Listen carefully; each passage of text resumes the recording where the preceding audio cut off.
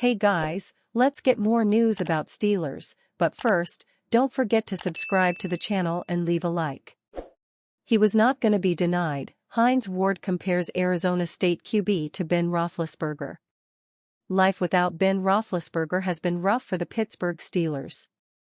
That's to be expected, because franchise quarterbacks don't grow on trees. Roethlisberger gave the Steelers nearly 20 years of excellent play, helping them win 2 Super Bowls. That kind of talent is tough to come by. However, Hines Ward, now the wide receivers coach for Arizona State University, believes Sam Leavitt shares the same instinct had by Roethlisberger. For me, being a coach that's on the sideline, I can tell you, when we call a TV timeout and we're all on the sideline, Sam has that look in his eyes like, we will not be stopped.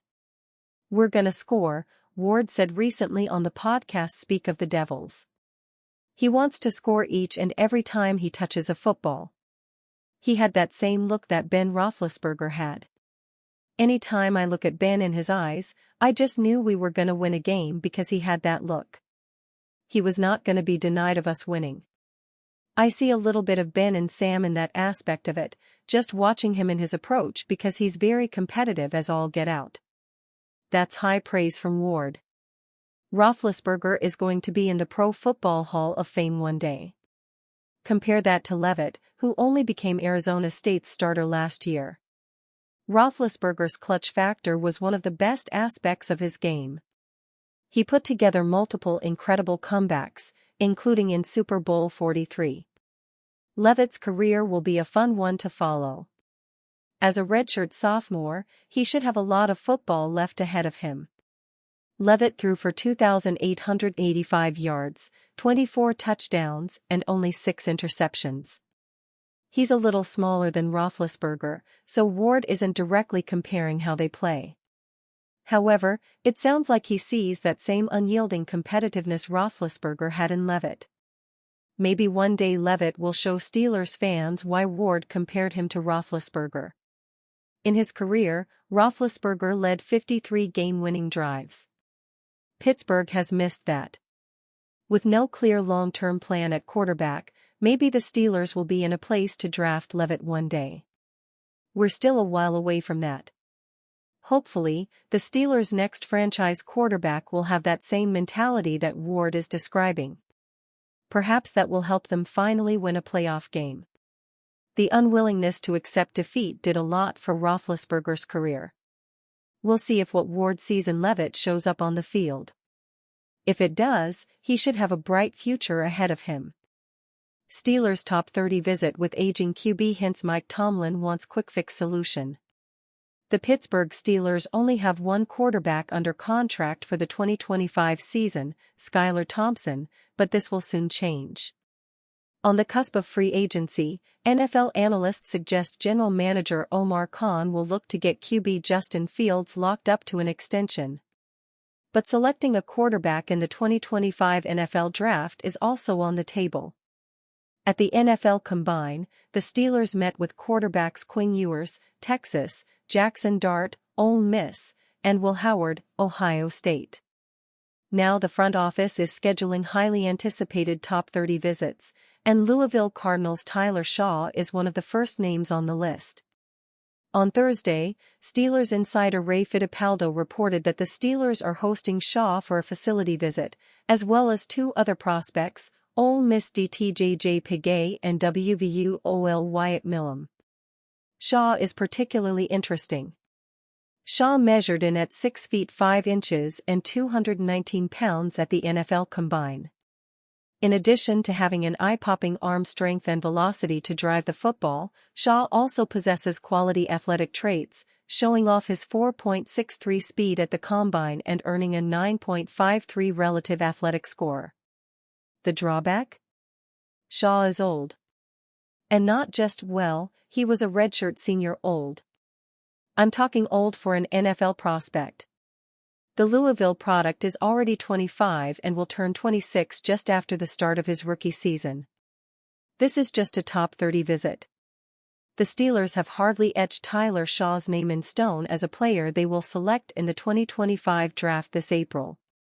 However, Shaw's age suggests his window of opportunity to prove himself will be short.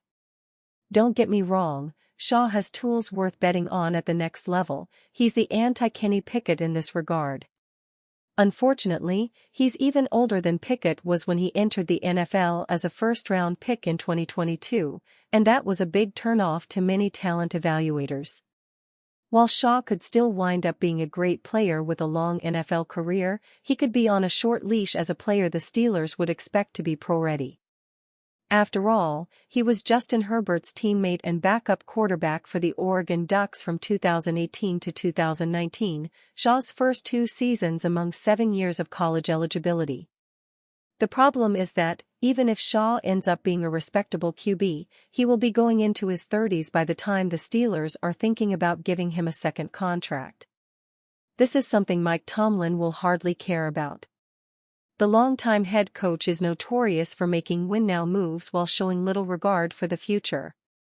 If the Pittsburgh Steelers believe Tyler Shaw is a franchise quarterback, you take him early in the 2025 NFL Draft. However, history would suggest Shaw is already too late to the NFL stage to be the face of the franchise. His impressive skill set makes him worth a dart throw, but they can't take a swing like this with an aging, injury-plagued quarterback any earlier than the 3rd round. Don't see the Steelers doing that. Fittipaldo thinks Pittsburgh won't trade first-round pick for DK Metcalf. The NFL wide receiver trade market is heating up. The Pittsburgh Steelers have a huge need at receiver, and it looks like they'll have options to choose from. DK Metcalf of the Seattle Seahawks is maybe the best receiver on the market. Metcalf requested a trade recently, and it seems like the Seahawks are willing to part with him. However, their reported asking price of a first-round pick and a third-round pick is steep. Ray Fittipaldo of the Pittsburgh Post-Gazette believes the Steelers wouldn't be willing to pay that for Metcalf. I think they should be interested, but the Steelers giving up a first-round pick, something like that, I don't see the Steelers doing that, Fittipaldo said Thursday on radio station 93.7 The Fan. I think if it was a lesser round pick, maybe second or third, I can see them doing that. But in a year that they need their draft picks the way they do this year, I don't think they're going to give up the first for DK Metcalf. Fittipaldo is likely correct. The Steelers don't usually make big trades. They also aren't quick to part with their first-round pick. Since 1970, they've only been without a first-round pick once. That came in 2020, which was a result of the team trading for Minkah Fitzpatrick. While that recent example provides a sliver of hope, the circumstances were very different. For starters, Fitzpatrick was still on his rookie contract. In contrast, Metcalf is going into the last year of a big contract. He'll likely be looking for an even bigger payday from his next team. The Steelers would be sacrificing a ton of money to go along with that draft pick. Omar Khan has shown a willingness to be aggressive, but trading a king's ransom for Metcalf feels like something entirely different. There are other quality receivers available as well. Maybe the Steelers would make that move for Metcalf if they were a true Super Bowl contender. However, as it stands, they have other issues. Metcalf is an incredible player, but giving up a first-round pick for him is risky. The Steelers don't even have a long-term plan at quarterback. Perhaps if his price comes down, it will become a more realistic option. Until then, the Steelers might look into one of the other available receivers. Even if they don't trade for Metcalf, they can still seriously upgrade at wideout. And you, fan? What do you think about the situation of DK Metcalf? Write to us in the comments.